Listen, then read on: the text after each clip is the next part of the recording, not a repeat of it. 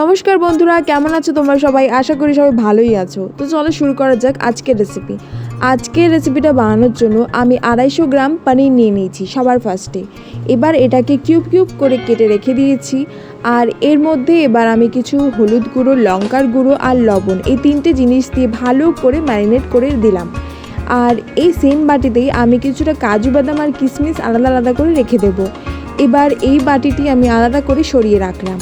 এবার চলো আমরা বানিয়ে নিই মশলা বানানোর জন্য আমরা সবার ফার্স্টে এই কন্টেনারে বড় চামচের 1 চামচ পোস্ত দিয়ে দিয়েছি। এবার আমরা প্রায় 10 থেকে 12টার মতো কাজু বাদাম দিয়ে দেব। আর এবার দেব আমরা চালমগজটা কিন্তু একেবারেই অপশনাল, তোমরা চাইলে দিতে পারো আর না চাইলে নাও দিতে পারো। তো চালমগজও আমরা প্রায় বড় চামচের 1 চামচ চালমগজ দিয়ে দিচ্ছি। আর এটাও অপশনাল, তোমরা চাইলে দিতে পারো আর নাও দিতে পারো। এটা হচ্ছে সাদা তিল, তো এটাও হচ্ছে আমি প্রায় বড় চামচের 1 চামচ সাদা তিল দিয়ে দিলাম। আর হ্যাঁ, পরিমাণ মতো লবণ। এটা দিয়ে আমি একটু শক্ত করে পেস্ট করে নিয়েছি, প্রপার কিন্তু করিনি পেস্টটা, দেখতে পাচ্ছ। এবার আমরা এর মধ্যে অ্যাড অন করছি কিছু আদা, কিছুটা সবুজ লঙ্কা আর এবার কিছুটা ক্যাপসিকাম, যেটা তোমরা চাইলে আরও ছোট ছোট করে কেটে দিতে পারো। আমি তাড়াতাড়ি করার জন্য এরকমই দিয়েছি। আর হচ্ছে টমেটোটাকেও আমি দুফালি করে দিয়েছি, তোমরা চাইলে ছোট ছোট করেও দিতে পারো। তো এই সবগুলোকে নিয়ে আমরা একটা ভালো পেস্ট তৈরি করে নেব। তো এই যে মশলার পেস্ট কিন্তু একেবারেই রেডি। আর এবার আমরা এর মধ্যে অ্যাড অন করবো কিছু গুঁড়ো মশলা। তো এর মধ্যে সবার ফার্স্টে থাকছে শুকনো লঙ্কা। তো শুকনো লঙ্কা আমরা ছোট চামচের 1 চামচ দেব। আর এটা তোমরা চাইলে যাদের গলায় জ্বালা করে বা কিছু, তারা স্কিপ করতে পারো, আর না হলে অল্প একটু অ্যাড করে দিতে পারো।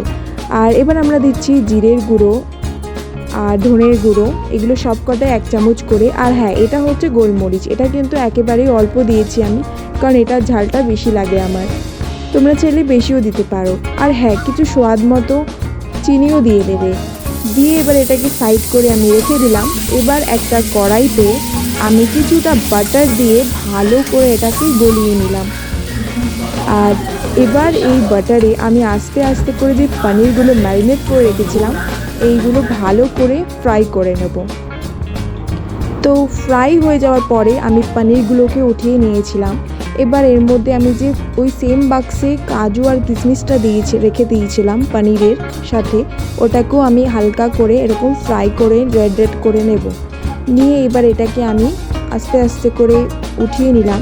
নিয়ে এবার সেম কড়াইতেই আমি আরও কিছুটা বাটার দিলাম। দিয়ে এবার এই মশলাগুলো দিয়ে দিলাম। একটা তেজপাতা, কিছুটা শাহি জিরা, শুকনো লঙ্কা, লবঙ্গ আর এলাচ, আর হ্যাঁ, কিছুটা দারুচিনি, এগুলো দিয়ে আমি ফোড়ন দিয়ে দিলাম সবার ফার্স্টে। এবার আমি যে পেস্টটা বানিয়েছিলাম টমেটো আর বাদবাকি কাজু দিয়ে, ওই সব পেস্টটা এর মধ্যে দিয়ে দিলাম। দেওয়ার পরে এটাকে প্রায় 5 মিনিটের মতো ভালো করে ফ্রাই করে নিয়েছি। এবার এর মধ্যে আমি যে কন্টেনার ধোয়া জলটা, ওটাকে ঢেলে দেব। ওটাকে ঢেলে দিয়ে আরও 5 মিনিটের জন্য আমি এটাকে ভালো করে ফ্রাই করে এই মশলাটা তেল বার করে নেব। এবার দেখতেই পাচ্ছো আমাদের মশলাটা কিন্তু একেবারেই রেডি। আর হ্যাঁ, মশলার সাথে যেহেতু আমি একটু লবণ দিয়েছিলাম, তাই এখন আর লবণ দিইনি, জানি না কেমন হবে। আর পনিরেও কিন্তু আমি লবণ দিয়েছিলাম। তো মোটামুটি সব কিছুতেই যেহেতু লবণটা দেওয়া ছিল, তাই আমি আর লবণ দিইনি। এবার আমি শেষের দিকে লবণটা টেস্ট করে নেব, যদি লাগে তাহলে দেবো, আর নয়তো আমি দেবো না। তো এবার পনিরগুলো আমি দিয়ে দিয়েছি, যেহেতু মশলাটা রেডি হয়ে গেছিলো। এই পনিরগুলোকে দিয়েও আমি 5 মিনিটের জন্য কষিয়ে নেব। আর তার সাথে সাথে কিন্তু পনিরের সাথে সাথে কিন্তু আমি কাজু বাদামকেও দিয়ে দিয়েছিলাম। তো এই রেডি হয়ে গেছে আমাদের নিরামিষ পনির। আর এই হলো পোলাও, যেটার ভিডিও আমি আগেও তোমাদেরকে দিয়েছি, তো তোমরা চাইলে চেক করে নিতে পারো। Thank you so much for watching my video.